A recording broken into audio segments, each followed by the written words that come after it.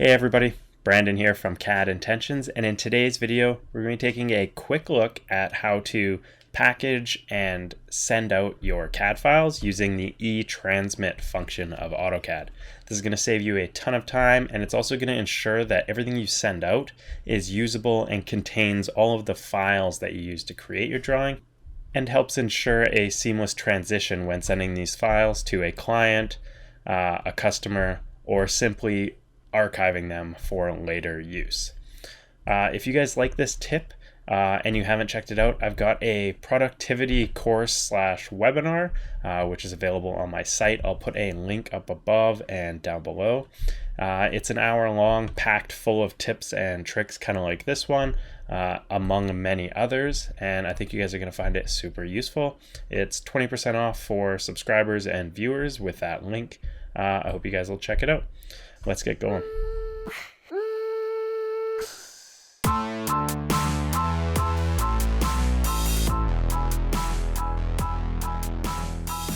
Alright, so I'm sure most of you have come across a situation where you've been asked to package and send out a set of drawings or an individual CAD file, and this is the process that I typically will use to ensure everything is included when I send that out, so you don't get those questions back saying you're missing an Xref or a plot style or an image, anything like that. So you can see here in our drawing, I've got an image I've just dropped in as an Xref. I've also got a couple floor plans here referenced in, as well as some line work that's simply in the drawing. We also have a sheet set up with a table, which is data shortcutted or data linked to an Excel table. If you want to learn how to link your tables to Excel, you can check one of my last videos. I'll put that link in the description where I walk through that exact process. So to start, we're going to want to go up to the drop-down menu up in the corner here with the A and go to Publish. You can also simply type in eTransmit to bring up this window. I just selected the eTransmit button there. It's going to ask if you want to save your drawing. Typically you're going to want to say yes to make sure you're using and sending the most recent and saved version, as well as just to protect in case something crashes in the process. You're not going to lose any of your work. So I'm going to hit yes to save my drawing, and it's going to bring up the transmittal dialog box. So from here we have the usual options. If this is new to you, we're going to walk through these either way. First, up on the top left here, you can choose between the file tree or files table. We'll take a look at that in a second.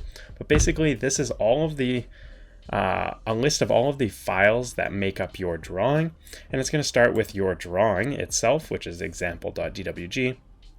Ours, for example, includes a JPEG file, capture, which is this image over here, a data link, which I mentioned before, which is linked to an Excel sheet, as well as our plot style, which is just a standard one, as well as an external reference which contains our floor plans.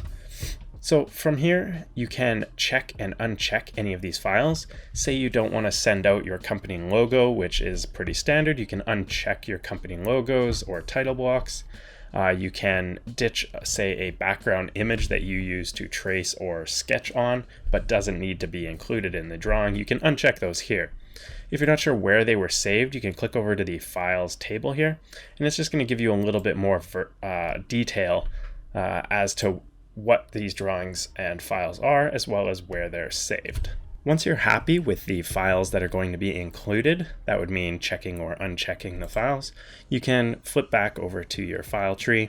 You can also add individual files by clicking Add File and then just choosing them. You could choose more drawings, you could choose, say, a logo, maybe a Word document that contains some information about the drawing package, or a text file. You could just click Add File, add it in this dialog here, and hit Open.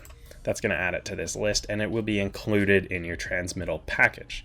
Down here is an area where you can type in some notes, maybe giving a date or a description of the package, whether it's IFT or IFC, work in progress, as well as any background information, where some of this source data or reference data came from, as well as anything else that you may want to include.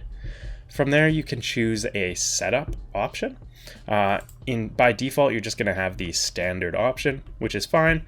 To modify or create a new one, you can simply hit the transmittal setup button.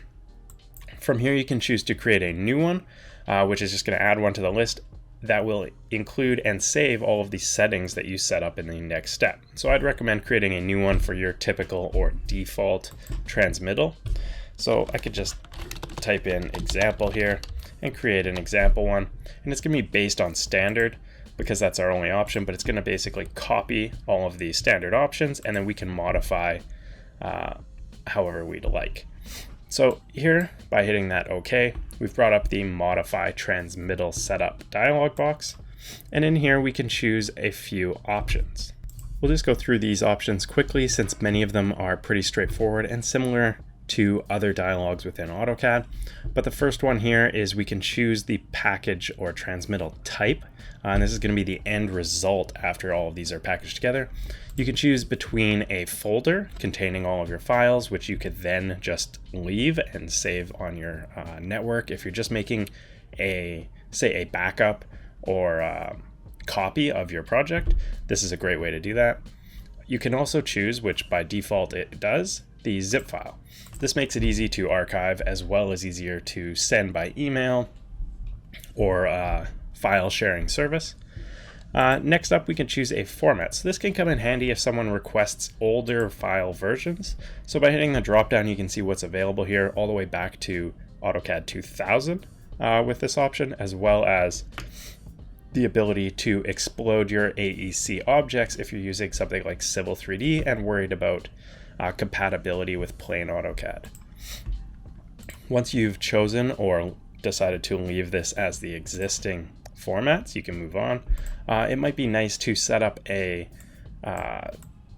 different transmittal setup for different AutoCAD versions. If you find yourself typically sending out, say, 2010 or 2007 version to drawings, you can make a setup just for that, so it's as easy as just selecting it, knowing that you've already set up your settings. Next up, you can leave checked on your maintain visual fidelity for annotative objects. This is going to be pretty standard, assuming you've used annotative objects, to leave this checked on.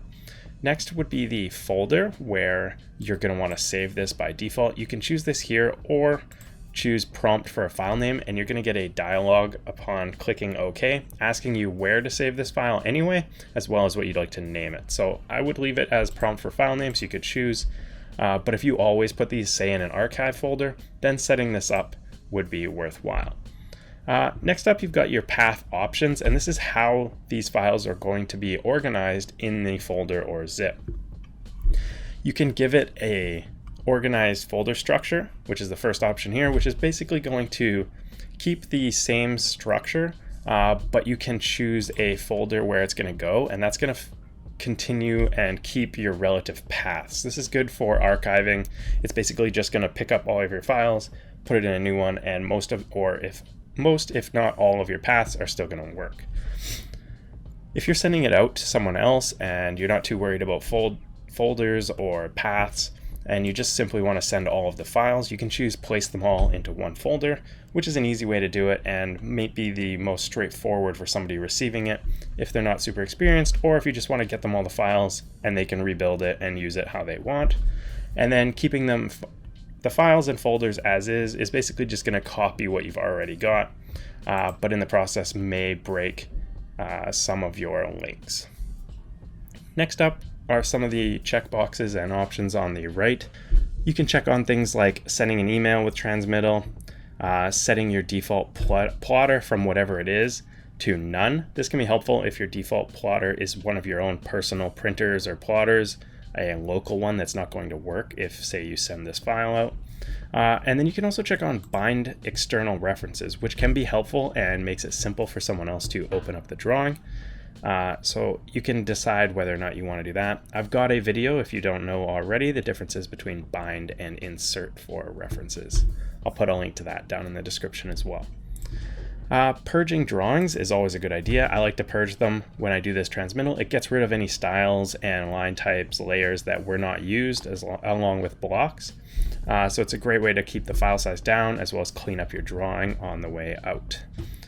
Same goes for removing the design feed, which is just a running log or feed of the work that you've done. And then down here, things to include, you can check or uncheck these.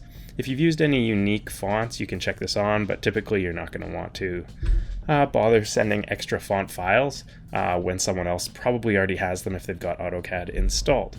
Same goes for textures. If you're not using them, uncheck them.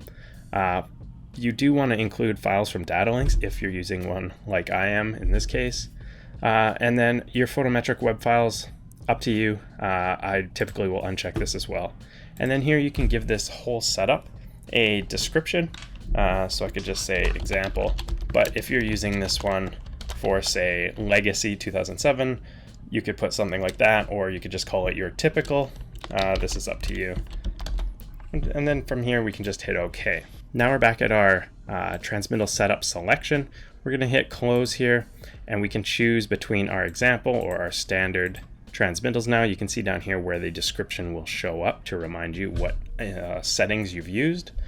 You can put those in that description. And then when you're ready, we can simply hit OK. It's going to ask us where we'd like to save this. I'm just going to grab my path over here. I'm going to put today's date. Let's say it's 21/03/03 today. And then space, and it's just going to be called example.zip. So it's going to create a zip folder in my eTransmit, a zip file in my eTransmit folder here. I'm going to hit save.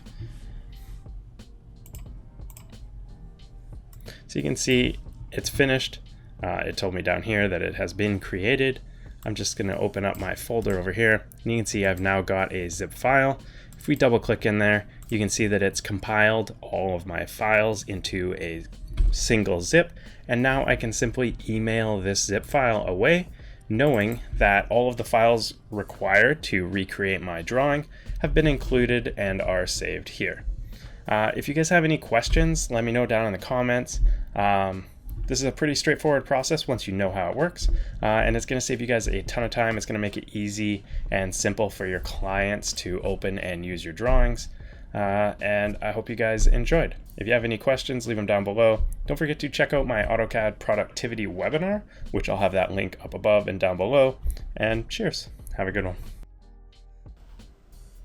Thanks for watching the video. Hope you guys enjoyed it. Be sure to check out my last video right here. And don't forget to subscribe up here to make sure you're up to date and you see all my new videos. Thanks again. Cheers.